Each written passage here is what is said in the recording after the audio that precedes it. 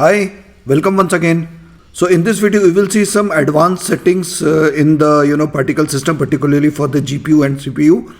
And here in this clipping what you can see, there are a lot of particles which is getting emitted at a different colors, shapes, and they have got a different behaviors whenever they are colliding.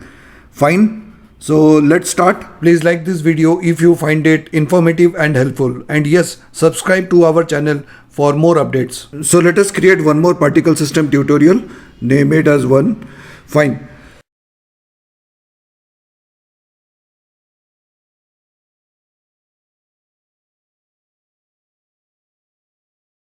So what you can see as a default material, and let me get into required to change it into our material called PSM. PSM, yes, here you are. Okay.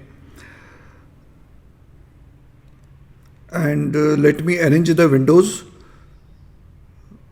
Okay, fine. Now let me drag it onto this here, and what you can see, the particle system. Okay.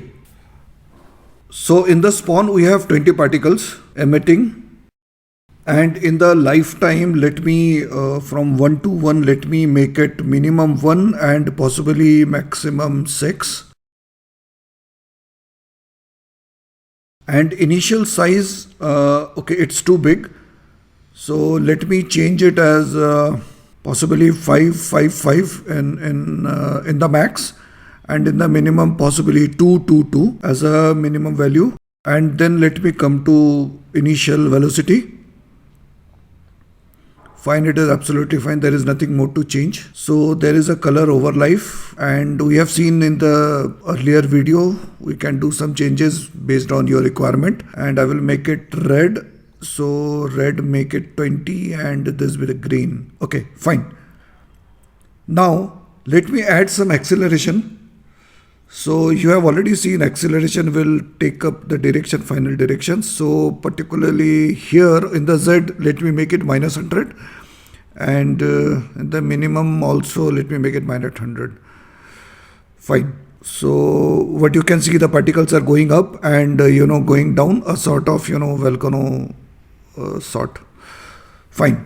Okay. Now what you can see here, the number of particles which is being rendered is like 95 and 102. So let me increase the spawn size. So currently it is 20, let me make it 500, and here these particles are in a large quantity, this is getting emitted. Let me increase it even more, so let me make it 2000. Fine. Now what you can see, here comes the problem. Now here you see it is 1000 by 1200. Now that's the problem. So it is supposed to be 1200, not 1200, 12,000, but it is only 1000. So there is a cap. So instead of 12,000 particles being emitted or rendered, it is only rendering 1000. So that's the limitation of CPU.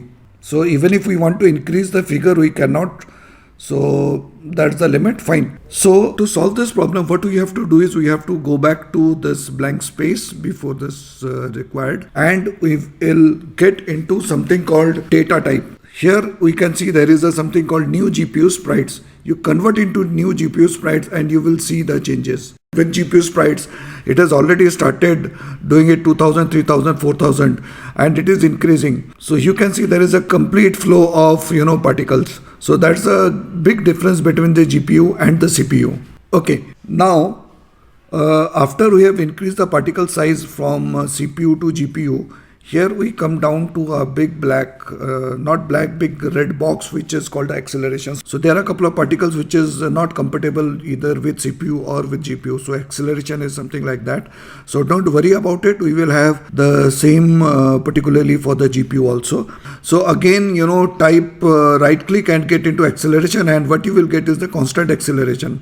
Double click the constant acceleration and you will again get into X, Y, and Z. So here, let us suppose if we we want to have these particles falling onto the floor, so we can put it like minus 100. So exactly the same thing, you can get, earlier effect also, you can see the particles are going up and it is coming down. I think this is a lot of particles, so let me just reduce this possibly from 2000 to 500. So that's the trade-off, particularly for the CPU and GPU.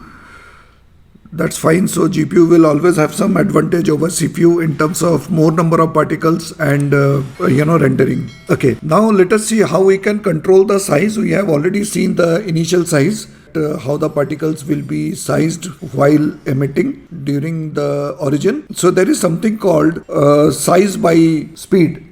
So let us see how it is. So we get into the size, and here what we have, the size by speed. Okay, this is quite vital. You will at times require this. So what is size by speed? So size by speed is nothing but, the variation of the size based on the, variation of the speed. What is the speed scale? The speed scale is basically how the speed is affecting the size of the particle in each dimension. So that's very important. And another is the Mach scale. So, the particle size has two dimensions. Here is basically the X and Y. So basically, the size of X and Y will be affected by the speed.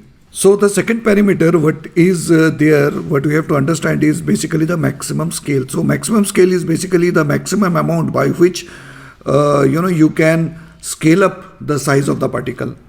Okay, so let us see the example. Let us suppose if I increase the speed scale by 5 times and the maximum scale by 5.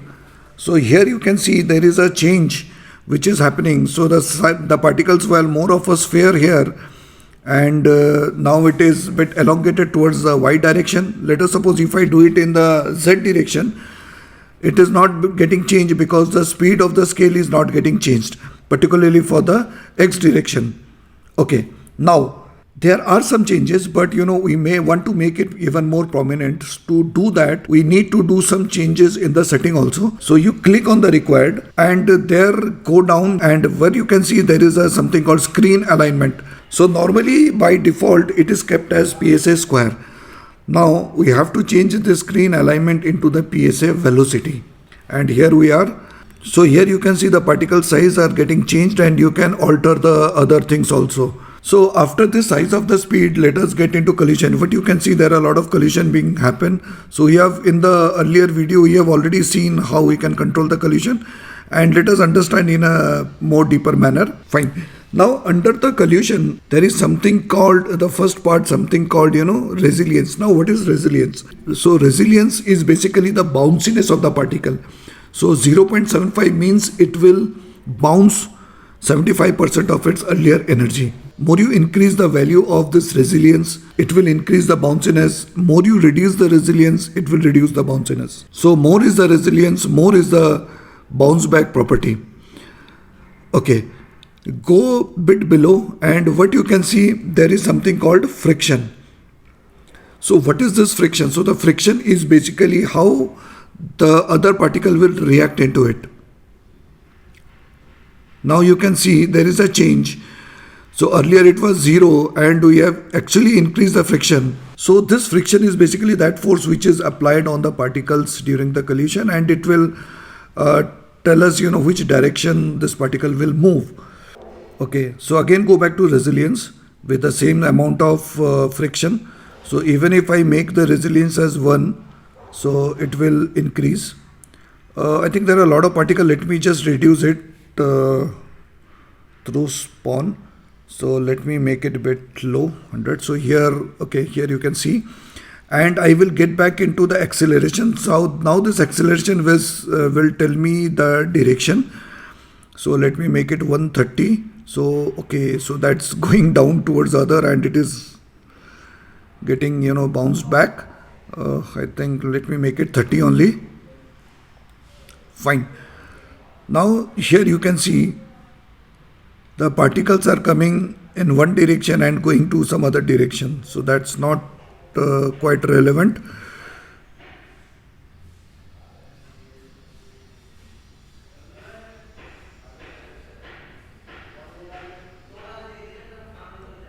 So let me make the friction as 0 so you can understand, So the moment I make the friction 0 out here, it changes the direction. So let me make the resilience to 0.75 and get lot of bounciness. Now let us suppose if I make it 0.75, what you can see, it is getting dragged. So there is less amount of bounciness, but the products are, but the particles are getting dragged. And if I change the direction through the acceleration, what you will see, the whole thing will behave as if there is a fluid and going towards the same direction.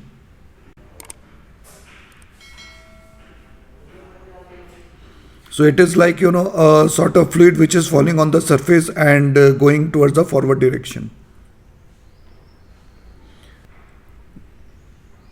Now, the next what we get is basically the vector field. So vector field is basically a set of, defined path where you want your particles to move. So let us understand in detail what is the vector field. So click on the vector field and we will see how the particles basically behave in the vector field. Okay, open the vector field. So select it and you need to select the vector field. So I have already downloaded couple of vector fields. So these are the vector field which is already downloaded. I can select one of these. Now what you can see here, it is not visible. So we need to do some changes to make it visible for our control. To make it visible, you have to click on view and click on the vector field. So at least it will be visible. Now still it is not visible because the size is too small. See, here you can see it is still too tiny to understand. So there are a couple of parameters in the vector field like relative transitions. Okay. Now to increase the size, there are the parameters, as I was saying, that relative transition, relative rotation, and there is important called the relative scale 3D. So what is this scale 3D? This is basically, it will help us to get the transformation of this vector field. So let me increase this by 30, 30, 30 so that you get at least some vector field. So here we are and you can see all those vector fields. And here you can see the particles are getting entrapped and behaving absolutely in a different manner. Okay, so there are two parameters more in the vector field which you need to understand. One is the intensity, which is very important. Now what is the intensity? It is the intensity of the vector field and how this vector field will define the movement. So more you increase the intensity, the control increases. And the second thing is tightness. So tightness is basically the sort of force which this vector field applies on these particles. So let us understand the behavior. Okay, so let me increase the tightness by 10 and let us understand how it is behaving. So you can see hardly any particles is getting out of it. Now we will change the parameters of the intensity. Now let me change the intensity say by 100 times. So you can see there is some changes in the behavior. So what we have seen that basically the intensity has increased and the control or the direction of the particle has been confined. Now let us suppose if I increase it by 1000 times, and what you can see, the moment I increase it, it is actually coming out. Now what is this? Why it is coming out? Because any vector, any particle which goes out of this box will come out. Now that these particles are coming out and with less number of randomness while origin, and then the moment it comes out of this vector box, then there is a lot of randomness. Okay, now after this vector field, now there is one more important factor which is called vector field rotation rate. So let me get that rotation rate. Okay, fine. Now what is this vector field rotation rate? It's quite simple. So we have already seen the rotation rate. Now vector field rotation rate is basically how the vector field will rotate, and based on that rotation rate how those particles will rotate. And let me change, let the y be 5, and you can see some rotation here, and even y to be 2, and possibly z maybe some parameters something like 4. So here you are. So you can see this is like a sort of spark or whatever it is. The particles are getting emitted in almost all the directions. So this is how you can use this vector field or the vector field rotation rate, or based on the collision you can drag or you can increase the bounciness of the particles. Fine, that's it for this video. Possibly we would like to see you coming up with a particle system with lot of other controls.